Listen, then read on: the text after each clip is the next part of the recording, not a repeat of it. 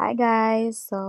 For today's video ay tuturuan ko kayo kung paano mag-copy ng text using Bible and papunta sa PowerPoint presentation ng Honor Docs o kaya ng kahit na ano pa man na application na pwedeng magamit o applicable dito sa cellphones natin or sa tablet.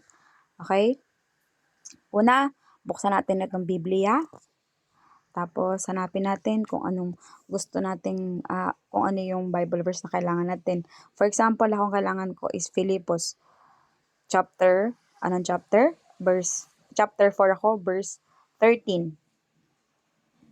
Ayan. Ito, halimbawa, ang kailangan ko. Ito na yon.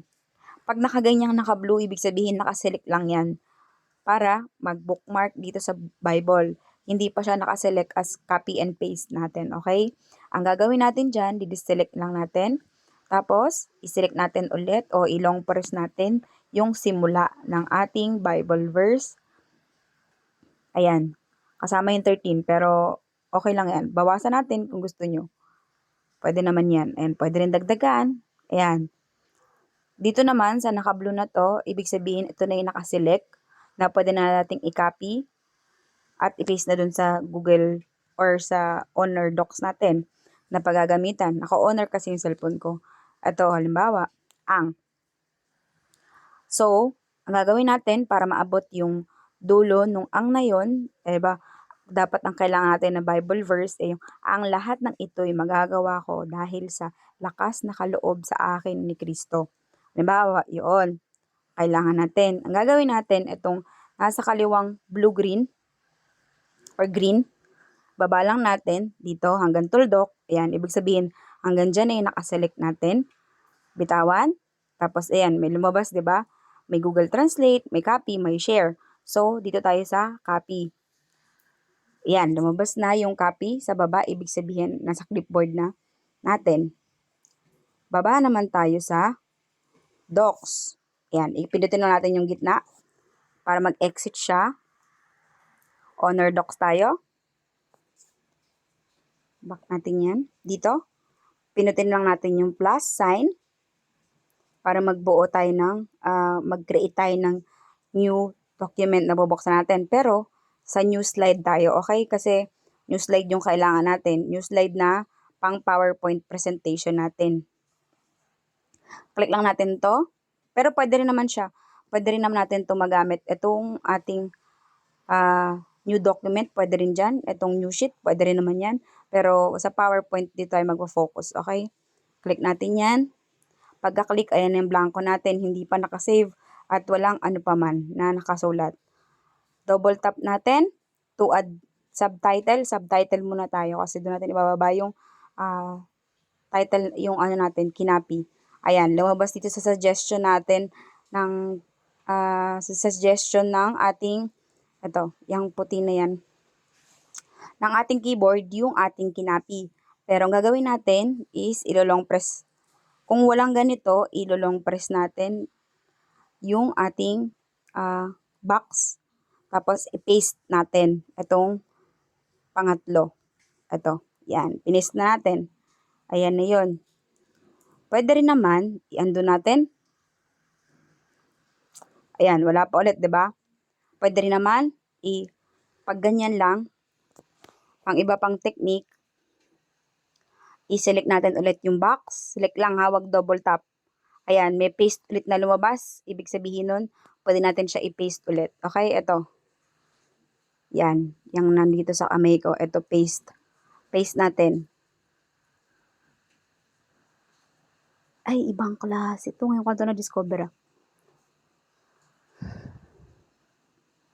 Pwede pala, pero iba lang ang way niya. Okay, i-ano na natin, i-back na natin. Ganun pala mangyayari. Subok lang ng subok. Ito na yung pinaka-copy natin, di ba? So, kung hindi ka satisfied niyan, i-undo mo lang. Ito, click lang natin tong undo para mawala yung, yan. Para mag-ano na lang ulit, mag-renew. So, ang gawin natin, tatlo yung ways na yun ha. Ulitin ko. Una, pag dinouble tap natin, pwede tayo mag-paste na. Lalabas na dyan. Pangalawa, itong meron tayong sa keyboard na naka-paste na sa ating clipboard. na kinapi ng ating keyboard. Ayan, pwede pindutin. Pangatlo is yung i-select lang natin tapos ipe-paste natin. Kaso ganun ang itsura. Isa pang huling yun. So, kung anong napili mo, okay lang. Kung saan ka masaya, yun ang sundin mo.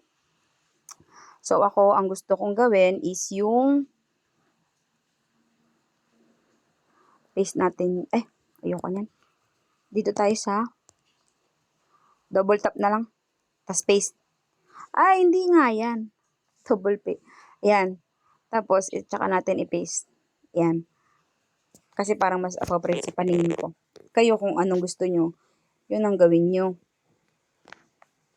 Tapos, ibaba lang natin. Hindi makakopy yung ating pinaka-Bible verse. Yung Philippos 4, chapter 4, verse 13. Bali, itatype lang natin siya. Lagyan natin lang minus sign o kaya ng negative sign. Pag ganyan, para lang may palatandaan na yun yung simula ng ating, ayan, Philippos. Yun yung simula ng ating Bible verse, 13. Pwede rin maglagay ng kung anong version ng ating Bible. So, sa akin, MBB, Magandang Balita Biblia o Mabuting Balita Biblia. Yan ang gamit ko. Pwede yan. Tapos, eto.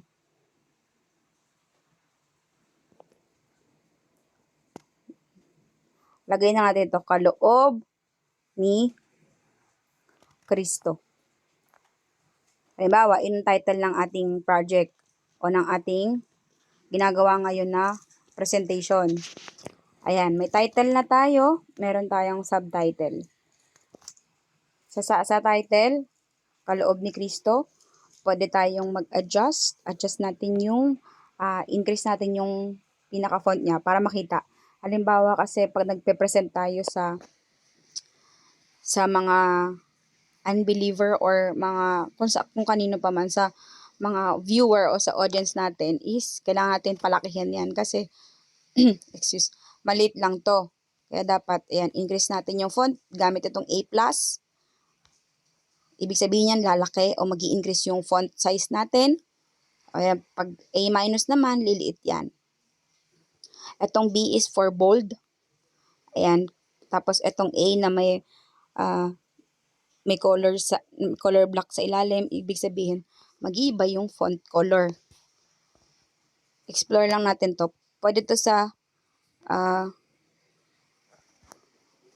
ating mga gumagamit ng tablet o kaya sa cellphone lang para pwede tayo makapag-present kagad. A+ ulit natin to para malakihan naman yung ating subtitle para mabasa din. Ayan. Satisfied ka na? Pwede na yon. Pero yung iba kasi na-encounter ko, nag-i-input sila dito ng mga numerical number. Halimbawa, wala sa akin dito. Font style ba? Hindi.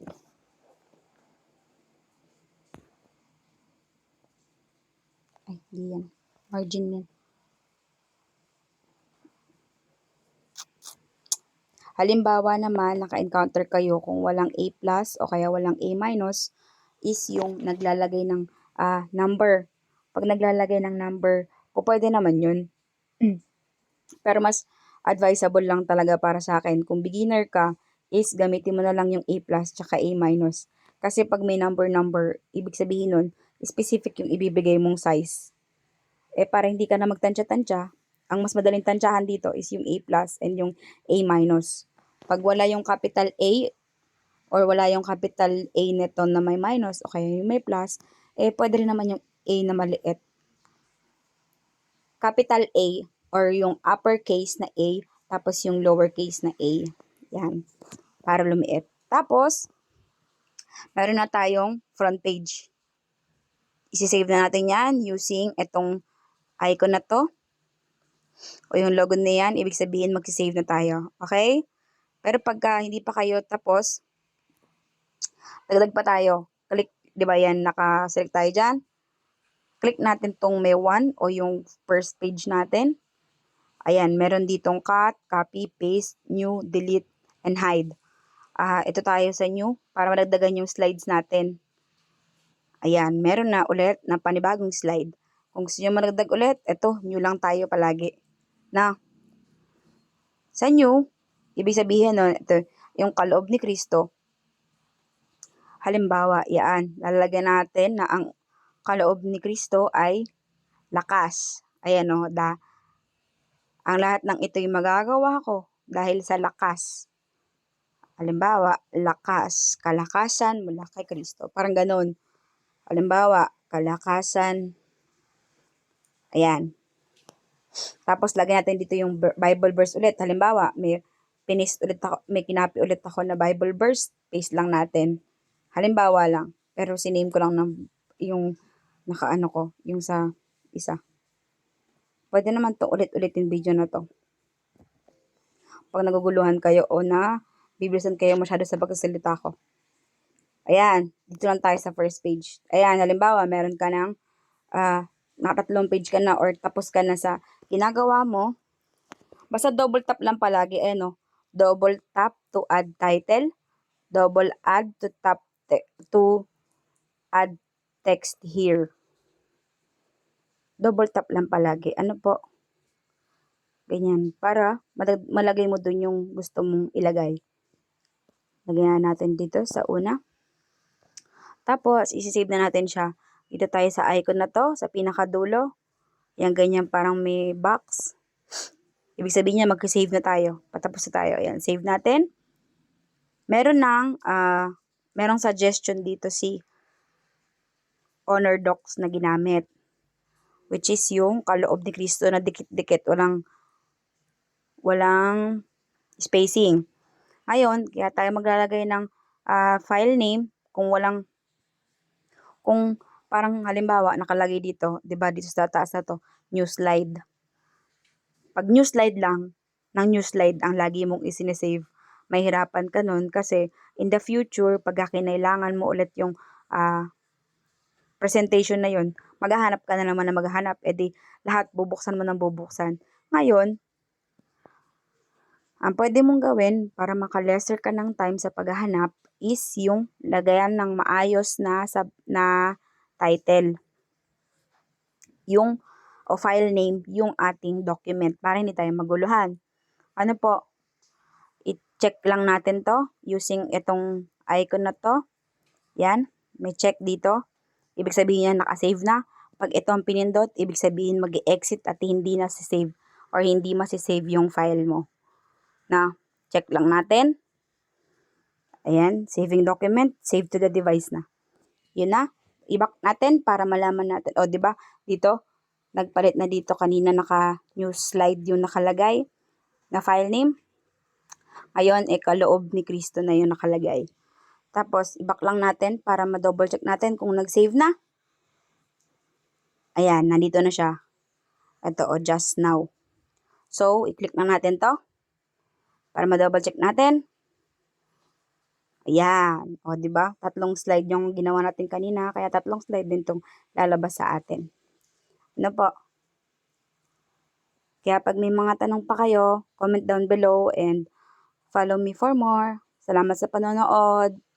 Sana may natutunan kayo. Panoorin nyo na lang to ulit kapag naguguluhan kayo. Kung masyado kayo nabibilisan, pwede nyo i-slow mo or i-pause para di kayo maguluhan. Thank you. Bye-bye.